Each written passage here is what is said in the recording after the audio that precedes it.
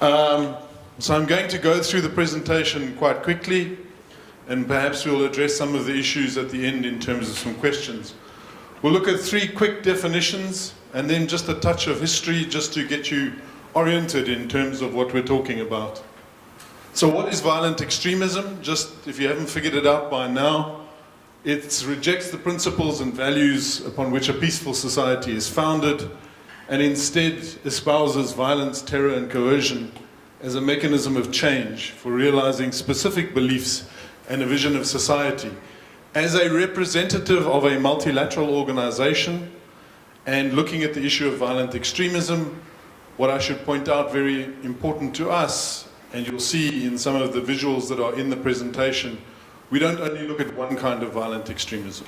I'm aware that the most prevalent, the most in the news variety of violent extremism is Islamist violent extremism at this point in time. But of course there are many other versions of violent extremism. There's right-wing, neo-Nazis, environmentalists, all engage in issues of violent extremism at one point or another. If we quickly look at what hate speech is, according to the Council of Europe, it covers all forms of expression which spread and incite, promote or justify racial hatred, xenophobia, anti-Semitism, and all other forms of hatred based on intolerance, including a whole long list of things which you can read. So hate speech is really, at least in my perception, at the very core of violent extremism. It's one of those major elements which drives violent extremism. It usually starts with an element of hate speech. And then the last quick definition, media and social media. So if you're as old as I am, then you still remember that newspapers and television were media before we had the internet. And social media, of course, is the electronic communication using websites, networking, microblogging, etc., personal messages. The reality of today is that all media is social media. Whether it's old-fashioned media, newspapers, so if you read the Wall Street Journal like I do, it has a website and a blog and everything else. If you watch CNN, they have a website and a blog and everything else. So all media these days is social media. And the reason it's social media is because it invites interaction. It gets you to engage in a discussion on the topic which is being covered by whatever the media is covering at a particular point in time. So, if you lived in the 19th century and you were a Roma or a gypsy, as they are more commonly known, or you were an anarchist, this is how messages were conveyed as far as that was concerned. Usually in pamphlets that were printed, things that were given out around the world, and in some cases in very negative terms about the particular groups that they were dealing with. If you come to the 20th century, which is when I got around the world, most of you probably not, but anyway, television was the primary means of getting the message across. Everybody watched it on TV, so whether you were part of the Ku Klux Klan, the Red Brigades, or the Symbionese Liberation Army, not that I expect any of you to know what those things are, but the fact of the matter is it all happened on TV. The Vietnam War was the first war that happened on television. It's why it went the way that it did. And of course today, if you're talking about violent extremism, hate speech, etc., most of it, I believe, is happening online. And whether it's Islamist or whether it's the right-wing neo-Nazis, they all have a website, they all have a blog, they all are on Twitter, they're all on every kind of imaginable social media that you can think of. Traditionally, if you wanted to get messages out there or you wanted people to be engaged with your message, they had to actually do something. They had to pick up a newspaper, they had to pick up a pamphlet, they had to pick up a document, or turn on a television set. There was an on-off option. The reality of today and social media is that it's in your hand constantly. Is there anybody in this room that doesn't have a mobile phone in their pocket or on the desk in front of them? Not a single one. This is my point. Every single one of you are consumers of social media, of information. So to get the message out there, is so much easier, because if we were holding this meeting 15 years ago, none of you would have been able to do that. In order to get your message, to get the message that you wanted, you would have had to get up, leave the room, and go and find a TV and turn it on. That would have been the way that it would have worked. So social media has fundamentally changed the dynamic of communication and the communication of radical ideas, hate speech, etc. There's an online component to almost every terrorist act that takes place today, and that online content is key in spreading the messages of hate and radicalization. So what is it, how does it happen, and what does it do? If you ask a group of people, if I had asked you to sit down, if we had the time to draw a mind map about radicalization and hate speech, it would probably come out looking something like this. These are the kinds of words that people associate with the notions of radicalization and hate speech. How does it happen? It occurs in the context of an unequal power relationship. So there's always people who are seen as weaker in society, and those relationships are exploited by those who feel that they are more superior. It seeks to reinforce the hierarchical relationship, so that those who are not necessarily seen as being worthy of having a particular status or social status in the society are put down, and that process is what brings hate speech to the fore. It's predominantly targets groups and individuals are in that position of weakness, and there's a whole list of those there that you can pick from. So in LGBT people, Muslims, women, immigrants, ethnic minorities, you name it, they are targeted in various places. The reality is that young people are also targeted as a group. And the reason that young people are so targeted as a group is because they are susceptible to these messages, more so than people who are perhaps older and who are more set in their thinking, more set in their ways, and are perhaps more comfortable in terms of questioning some of the ideas that are put in front of them. We talked a little bit about push and pull factors earlier on in the day. These are just some of the individual ones, but these are some of the reasons why people become involved in extremism and why they engage in hate speech. There's the individual grievances, collective grievances, absence of alternatives, family, social, peer pressure, psychological conditioning, failures of governments, and so on. The pull factors are really the ones that are actually quite interesting in terms of getting people involved in radicalization and getting them working in terms of these things. That sense of identity. There is this notion that people need to belong. And I think you mentioned it earlier, that there is that sense of getting people to belong to the group. Social acceptance and social approval, status, and of course the role of charismatic leaders is an absolutely crucial element of getting people involved in radicalization and moving the process of hate speech forward. So, it's a balancing act, particularly if you live in any kind of liberal democracy. There is always this notion of free speech. People should be able to express their ideas, say what they believe, and not be encumbered by law and being allowed to say things. And I think we mentioned the law in Pakistan about, blasphemy. So, at what point is something blasphemous and at what point am I just expressing my opinion? So there is this balance that needs to be achieved. And intolerance and hate have been around since the beginning of time. It's not a new concept. So we need to understand that that is the case, and that freedom of speech is enshrined in these liberal democracies. But we must also be careful that we don't actually create an environment where it breeds intolerance and hatred.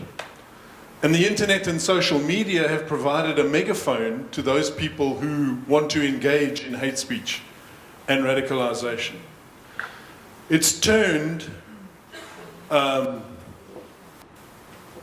being a purveyor of hate speech from a cottage industry into an international process. 30 years ago, if you were a radical of whatever variety it is, a neo-Nazi all the way to the other end of the spectrum, and you had lots to say about it, usually the only people that heard you were those who were in your presence. The problem with social media is that it means that I, sitting in my basement with all the maddest ideas in the world, have an audience that ranges in the millions and billions, depending on how big my follower group is. Okay? And how often I get retweeted or the message gets passed on. So social media really does give people who have these ideas the opportunity to spread them much further and wider than they possibly could be. And some of the things we see on the screen here, the graves are not yet full, is in fact something which comes from the Rwandan genocide, which took place before the period of social media, but in fact used traditional media, the media of radio, to drive that message. And that's what actually drove that particular horrendous act that took place. So what do we begin to do about balancing this process? How do we begin to address these issues? And each of the platforms, the famous ones, Twitter, Facebook, Instagram, Reddit, YouTube, Google+, etc., they all have terms and conditions, terms of use. This has become a very important issue lately. 3 minutes, I'm told. Okay. Very important issue because they all are under pressure, particularly Facebook, are in the aftermath of the Cambridge Analytica scandal. They've used everybody's social media profile for political means. So they're all looking at their terms and conditions of use. And the fact is that there is a need to look at those things and to see how they begin to address the issues of dealing with radicalization and hate speech, etc., on those platforms. But at the same time, they remain largely self-regulating. Very few governments have actually put in place any kind of laws and regulation that determine what these companies must do. They remain primarily self-regulated. And that is where the role of young people such as yourselves becomes crucially important. Because it relies, that process of self-regulation relies on the flagging of posts, of bringing the media which drives the agenda of hate and radicalization to the attention of these organizations, to the attention of these companies, and making them take that information down. And that can really only happen if there is a collective action on the part of people who see that information is out there and begin to actually take part in the process themselves. So as I said, youth action, it's important that young people are participating in the process. You are citizens online. As I said before, every single one of you has a mobile phone. Most of you probably have access to Twitter or YouTube or Facebook or one of those. The reality is you live online, and you have to take your citizenship of the online environment seriously and protect it for what it needs to be. And you have to combat it by discrediting and deconstructing violent narratives that justify violence and hatred, and put forward those views that are non-exclusionary about the world. And I think that's part of what the discussion we were having at the end here is about. It's really about putting forward the views which actually represent the majority. Because at the end of the day, one of the things we must not lose sight of is that purveyors of hate speech, purveyors of radical ideas is a very small minority in every society. It's not the majority. They have a megaphone, they have a very loud voice, but there are very few of them. And if good people stand by and do nothing, that's when evil people get their way. And it's important that good people actually stand up, participate in the debate, and engage in a discussion that asks these people who are pushing these ideas of hatred whether or not they are actually understanding what it is that they are doing.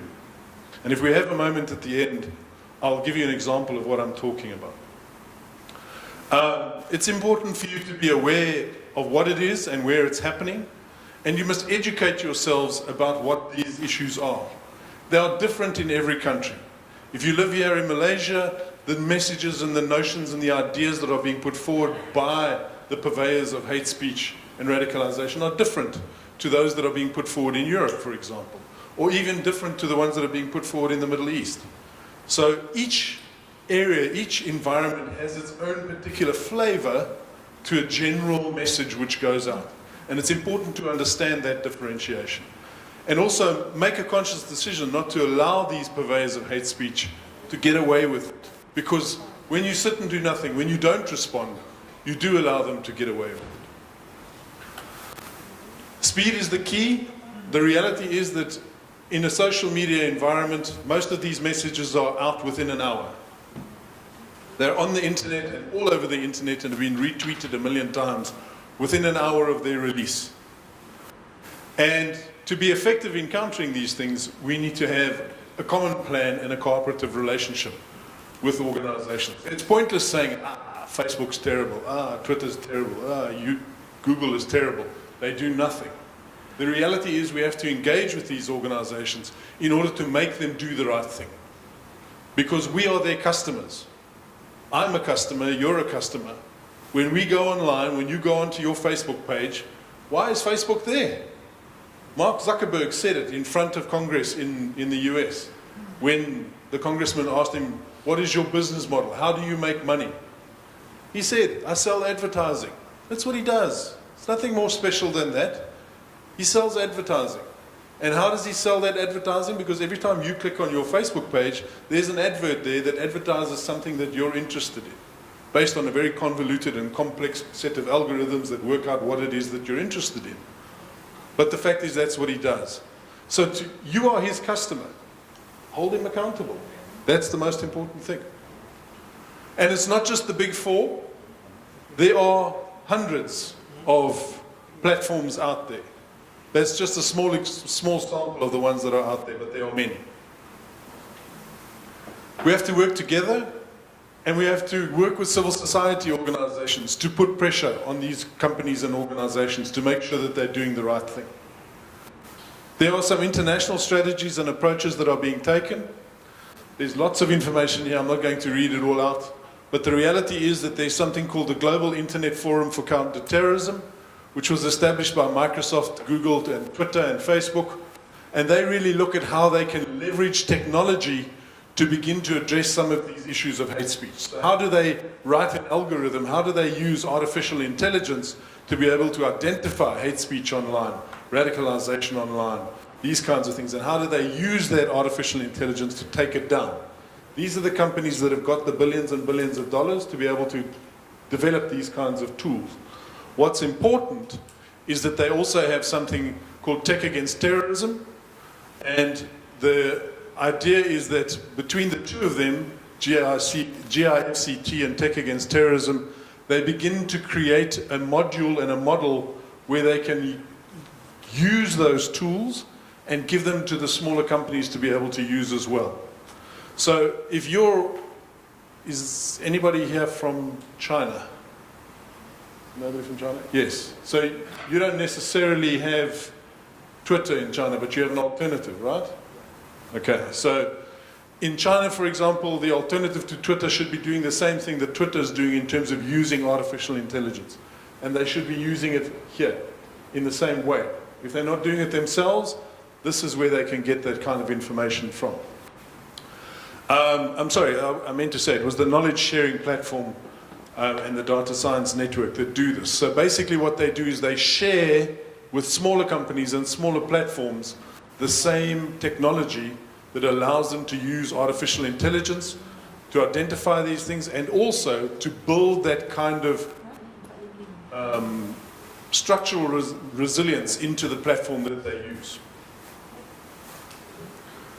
There are also the Global Counterterrorism Forum, which is 29 countries and the European Union.